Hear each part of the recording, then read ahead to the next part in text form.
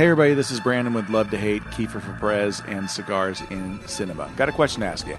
Are you a fan of horror movies? Do you like to be scared? Is Halloween your thing? If you've answered yes to any of those questions, there's something you got to do. Texas Frightmare Weekend is coming May 5th, 6th, and 7th in DFW. Tickets are available at TexasFrightmareWeekend.com. Go check it out. The list of people that they have coming to this event gets more impressive every year. There's great photo ops, a lot of great vendors. Be there. It's going to be a killer event. Nat Sherman is the leading American luxury brand in premium cigars. From the classic range of the Metropolitan and Host selections to the transformative Timeless collection, their elegant Sterling and limited edition offerings, or the bold and commemorative 1930 blend Andy Polka. Everyone has the opportunity to enjoy a Nat Sherman experience. Family owned and operated since 1930, Nat Sherman's tradition of innovation and commitment to excellence reminds us why America's Nat Sherman brand is known as tobacconist to the world. Love to Hate, the podcast that asks the question, what do you love to hate? You are a smelly pirate hooker. And I hate your ass face! Do you love it? No! Do you hate it? Oh, yeah. Yes! You stupid, ignorant son of a bitch, dumb bastard! I fart in your general direction! No more foreplay. Hey kids, it's Monday, so that means it's time for another episode of Love to Hate. I'm Philip Pullman. And I am Juan Cortez. Brandon Luna. I don't know. I just came up with that. Who is the guy? No, who was the guy they said Juan Valdez? Juan Valdez. Who picked the coffee beans? Right. You know, and they show him out there with on the burro, picking each individual bean. Like, God damn, he's going to be out there forever. Yeah. One man. Right. he's got a worse job than time to make the donuts guy. Right. That's worse than picking cotton. Whoa! Wow! You're gonna get calls about that. You probably will. Yeah, I might have to cut. We'll talk about. You want to start over? We'll talk about racism in another episode. We are going to talk about that actually, but, which is kind of a segue to that. If you were, there you I was go. expecting you to go, "That's racist," and I was like, "Well, that's one thing we can talk about in a later episode." There you go. But you just made me look like an asshole. Thanks a lot. Wow. Know the segues, man. Come on. Sorry. The segues. It's kind of hard when the whole show is improv. I know. But so what are you going to hate on today? Well, the Oscars were recent. Yeah. And as with every Oscar show and every award show that there's a plethora of celebrities that jump up on their soapbox and talk about things. And that annoys the ever-loving shit out of me. Soapboxing. You're not talking about the kids who go out and they build their own little racers out of stuff. No, that's awesome. I like that. That's cool. You're talking about people who feel like they have to get on the street corner soapbox and preach that the end of the world's coming, turn or burn, that sort of thing. Yeah, that sort of thing. That thing we see all the time about, anti-Trump, anti-this, anti-that. They win an award, which is, it's a great thing for your peers to present you with honor this you. thing. Yeah, to honor you with something that you've done that's been great. And instead of getting up there and going, I want to thank my mom and dad, and I want to thank God, and I want to thank everybody that was involved with this movie, they get up there and they have this long, drawn-out conversation about something happening in some other country that's offending them, and they just make it all about them in that situation. But Brandon, for those of us who have been fortunate enough to have been given a platform, it's our responsibility to go out and use that platform for good, to shed light on some of these things that people may not be aware of, like people who completely missed the 2016 election cycle maybe or something. I get that because I understand, hey man, just because you make movies or you make albums, you still have opinions, you still care about some stuff that goes on, which is fine, fair. I just don't know that that's the venue for it. That's what annoys me, yeah. I think the other thing it can do is it can take you out of, to me, it can take me out of the movie. It can take me out of your art. I just assume people and I are going to have different opinions, and I try not to let that affect me watching them. But I'm sure there's been times where that's happened, and it just annoys me, and I don't want to, I can't watch anything they do anymore. Nobody comes to mind right away, but I'm sure Sean there's... Penn. What's that? Sean Penn for me. Sean Penn has done some stupid shit, so much so that I don't enjoy watching him in movies anymore. I think he's a good actor. You know, the last movie I probably enjoyed him in was Mystic River. But because of his political views and because of all this soapboxing he does and all these things that he comes out and says, and they come out highly uneducated, it just really annoys me that he's that person and I have to listen to that side of him. So it taints his art for me. And I think that that's something that, again, we talked about this with Facebook, how I'm going to go back on a little bit of a story here. You meet that guy in the cigar shop. You have a good conversation with him about cigars and maybe a couple things on television or whatever. You get along with him, and he's like, hey, you on Facebook? Yeah, I'm on Facebook. He adds you on Facebook. And then you go home, and 2 days later, you're looking at your feed, and he's got all this racist comments about stuff and Trump this and Trump that. Right. And it just basically takes that person that you actually enjoyed spending time with, and now when you see that guy in a cigar shop, you go, oh, that's a fucking asshole from Facebook. That, you know, it changes your opinion of that person. And I think even in that face-to-face, like in the cigar shop, you lose the ability to suspend disbelief. You know, watching Sean Penn in a movie, it's kind of hard to say, hey, he is that character. You're like, no, he's the guy who, you know, likes Hugo Chavez. Right. And the same with the guy in the cigar shop. It's hard to go, hey, man, that guy and I had a good conversation. We talked a little bit about movies and what cigars we liked. And now you're like, well, this is a guy who feels this way politically. Right, yeah. And vehemently so. So now you can't just look at him and see that, because his opinions have, not because he has those opinions, it's just the way those opinions are put out that is so distasteful. Yeah. And there are actually people that I've met in cigar shops. One guy comes to mind. I probably agree with him on, let's say, 70% of things. Okay. But the 70% I agree on, I would probably never admit to him, because he's so offensive. Right. And it's one of those where it's like, I don't want anybody thinking I am like you. Right. Because you are an idiot. That you're in that same thought pool as him. Right. And I think it's the idea of, can you explain your argument to me in a logical, rational manner without name calling, without getting emotional about it. And either side loses me with that. As soon as you start making it personal, it's like you've lost the argument. Look, I didn't vote for the current, guy in the White House. Right. But when you start making cheap shots, then that takes away from the authenticity of your argument. I think there's enough there that you can make a logical, sound argument against some of his things without just making names. Right. Now, if it's you with your friends, that's one thing. But if you're trying to have a discussion with somebody, as soon as you start name calling, now you've lost me. Right. Now you're not making an intelligent argument. But to your point, yeah, I don't know if that's the right stage to do that. Especially celebrities, because they're celebrities. They could literally contact their agent and go, you know what, I want to talk about this issue. I want to do it on Jimmy Fallon. They can go on Jimmy Fallon and talk about it till they're blue in the face. They don't even have to have a movie coming out. You know, if only I had a chance to get my opinions out there. If only there was some venue. You're right. Right. It's like, why do you have to do it there? You could get on any talk show that put your name in any, magazine. Hell, you could call a radio station. Exactly. Or.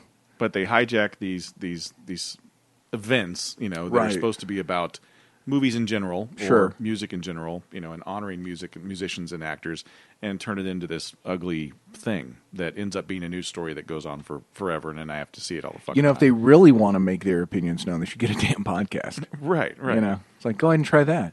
Yeah, let's see Meryl Streep do a podcast, huh? Yeah. Not so easy when you can't emote at the camera. Talentless hack.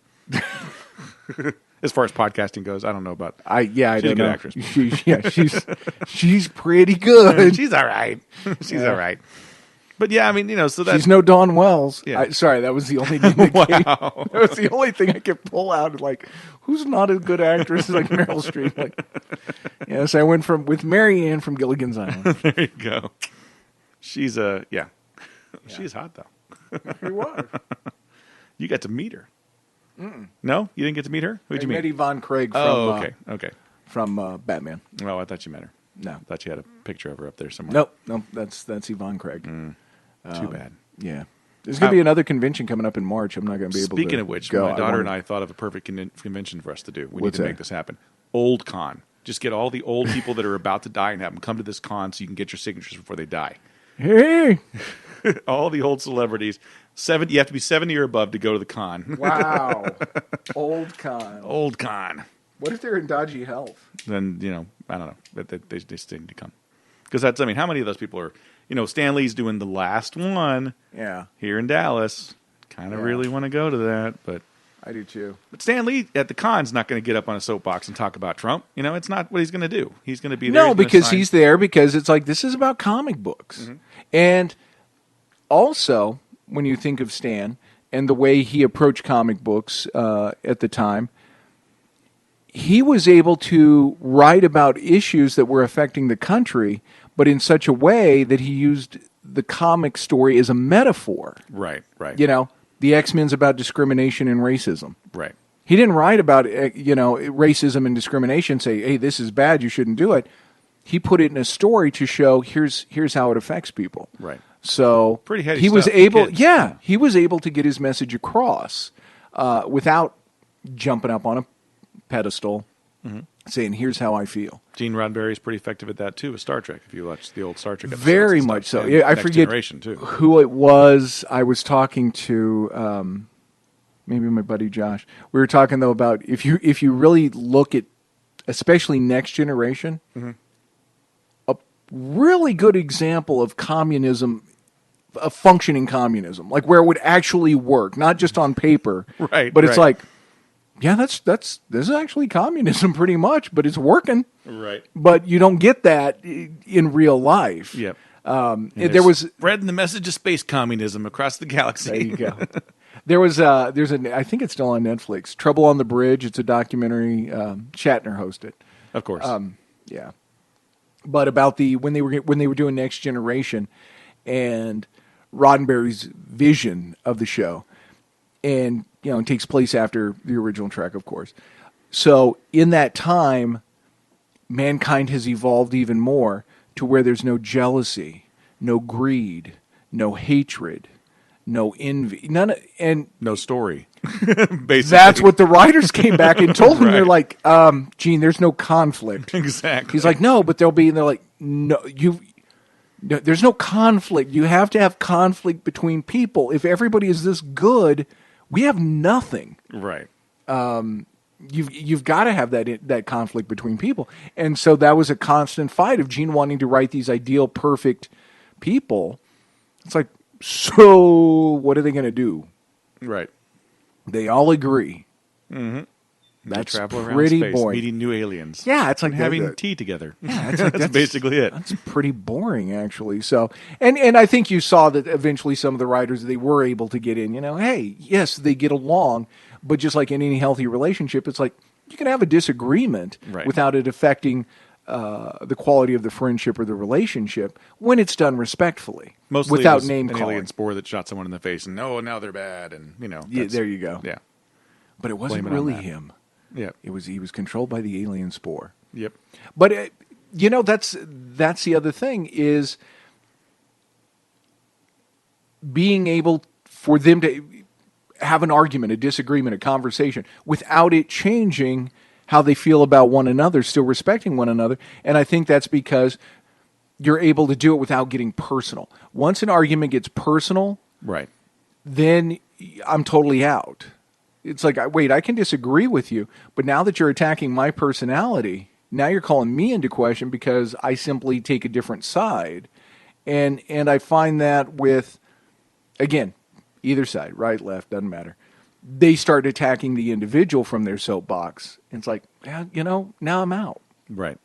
And you didn't have the, going back to last week, you never had Deanna Troi call, Picard a Baldy or something like, yeah, whatever, Baldy, sit down. There was no dissing each other. It wasn't like we have now with the male stereotypes of male being stupid. That's exactly it. Like, well, he doesn't know. Or the ever popular, like, well, I'm going to let him think it's his idea, but it's going to actually be my idea. Right. But he won't know. And yeah, they didn't do that. Everybody was respected. Even, unfortunately, Wesley Crusher, who just annoyed the shit. I was just going to say that. Just fucking annoying. Wesley Crusher. Still not a Will Wheaton fan to this day. He just, anything Will Wheaton's in, I don't. You don't like him on Big Bang Theory either? I don't watch Big Bang Theory, really. Well, so there you go. even though your cousin-in-law's in it. Yeah. He's pretty self-effacing in that. He's Yeah, it's more setup punchline. So yeah, it's better than Two Broke Girls at least. And I've not. I will tell you, I sampled Everybody Loves Raymond, about 5 minutes, not funny. yeah, Same with King of Queens. yeah, and How I Met Your Mother. Neither funny. Now there is a great clip on YouTube. Somebody did it at home, so the audio's not perfect. Right. But it's Everybody Loves Raymond without the laugh track. Oh, nice. You talk about fucking painful. It's all of a sudden without the laugh track, it's like these people hate each other. Right. It's like, wow, this is just, people are cruel. But Right. when you throw in the laugh track, it's like, oh, that's great. But when somebody just says it and nobody laughs, like that was actually kind of mean. Yeah. I imagine if you watch, Friends without the laugh track, Chandler's like the fucking asshole. Like, God, that guy's a fucking asshole. He has something Yes. for everything. Some Yeah. snarky comment about every little thing that happens. Yeah. See, that could be an episode. Love to hate laugh tracks. Right. Yeah. Totally. Write that down. Yeah. Totally writing this down here. Yeah, I got a story to tell about that too when we do that episode. So We do? Yeah. All right. I like it. But yeah, so soapboxing is annoying, and now not only celebrities can do it, but everybody can do it on Facebook. Yay! And the most annoying kind of soapboxing is the guy that just goes, "That's my opinion exactly," and fucking posts a story that you now have to go and read. You mean from the Onion? The red? Yes. I was going to go with like the oldamericanpatriot.com. Like that's Right. not even a thing, sir. That's not a Yep. news story. See, I knew it, and it's like the Onion. Like that's a fake fucking news story, you dumbass. So Well, it is, but there are many websites, and you can tell in the name. Last bastion of freedom.com. Like, okay, Right. this is gonna. I don't know if it's going to lean right or left. Usually the headline will give it to you, but it's like I can tell it's going to be a hit piece. yeah, exactly. Doesn't matter again for who, but the ones out there, it's like Hillary eats the heads off of little babies. Then you've got the ones about Trump. He punches babies in the face after Hillary. Before Hillary eats them. Yeah. Like no, you can dislike them, but that doesn't mean that one's a cannibal and then one's punching babies. You see the episode of South Park with Christopher Reeve where he's like snapping babies and slurping out the stem cells. Did you ever see that? No, but I know what it's in reference to. Oh yeah, Yeah. That was greatness. I could see Trump doing that. Yeah. Snapping No, I miss babies it. and There sucking was stem an cells. article in the paper this week. Somebody had experimental stem cell. First guy to have experimental stem cell research, and he gained some motion in his back. Oh, okay. He's I figured it was quadriplegic. about- So I no, figured, it's I figured the first one would be like, and his dick works now. Like, oh, great. That's great. no, yeah. It's like Stem well, cell Viagra. thank Awesome. God. Yeah. No, it was more like his back. That's good. He had movement. That's cool. It is, and again, that's another debate that somebody can get on their soapbox and preach about and Oh yeah, totally. tell us why Totally. that's right and or wrong. Which I think we're pretty good on this show about not falling to one side or the other. You and I talk about that off mic, Right. but I don't think here we just kind of bash everybody. Right. Which is, by God, what a podcast is here. Well, it's called Love to Hate, so Right. we can talk about what things we enjoy hating on. And again, I'm going to find a way to blame this all on Ted Turner because it all started with the 24-hour news cycle. Because if you think about it, that started, and then they're like, shit, we don't have enough B-roll to fill a day. Hey, let's call some people in and ask them their opinions. Yep. So then you got commentators, so it's not even straight news, it's commentary. And, then all of a sudden, you start seeing these protests. You saw a few, Marlon Brando, but they're like, fuck, he's nuts. Right.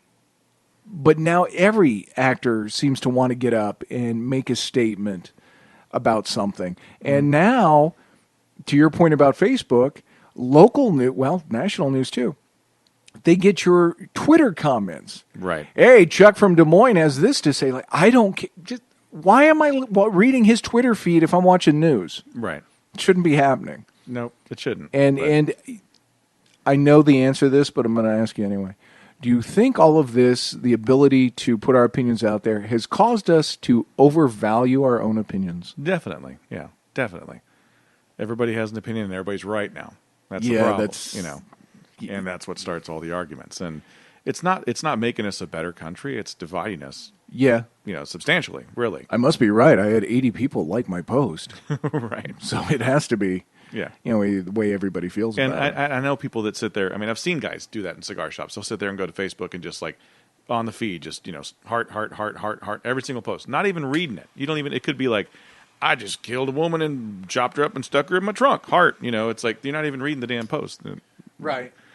So nothing has value. I mean, you can post whatever you want, but it doesn't have any value. Really. What Hillary did before the election will surprise you. I just chopped up a woman and stuck her in my trunk, because Right. you don't read the articles, and that's. And I've gotten to the point again, like you said, Facebook is evil, and I would love it to go away. And I don't read into the articles because they're basically what they call bait click. That's Yeah. another love to hate bait click.